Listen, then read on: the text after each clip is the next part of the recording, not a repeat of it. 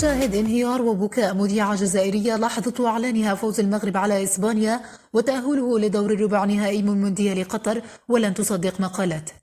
تفاجأ الجميع بردة فعل مذيعة جزائرية لحظة إعلانها فوز المنتخب المغربي على المنتخب الإسباني وتأهله للدور الربع نهائي، حيث بدأت بالبكاء ولن تصدق ما قالته عن هذا الفوز، وإليكم التفاصيل الكاملة. نقلت العديد من القنوات الإخبارية العربية والعالمية خبر فوز المنتخب المغربي على إسبانيا وتأهله للدور الربع نهائي، ولكن ما أثار الجدل على نطاق واسع هي مذيعة جزائرية لحظة نقلها الخبر. ويذكر أن العلاقات السياسية بين المغرب والجزائر دائما ما كانت متوترة وغير جيدة، وحتى بعيدا عن السياسة في كرة القدم مثلا نرى الجزائر تظهر في كل مرة تصرفات غريبة، ولكن ما فعلته هذه المعلقة كان مفاجأة غير متوقعة، حيث وبعد الإنجاز التاريخي والمشرف للمغرب وكافة العرب بوصول منتخب أسود الأطلس لدور الربع نهائي من كأس العالم ليكون بذلك أول منتخب عربي يصل للربع نهائي. ونقلت مجموعة من القنوات العربية والأجنبية هذا الخبر على صفحتها الأولى.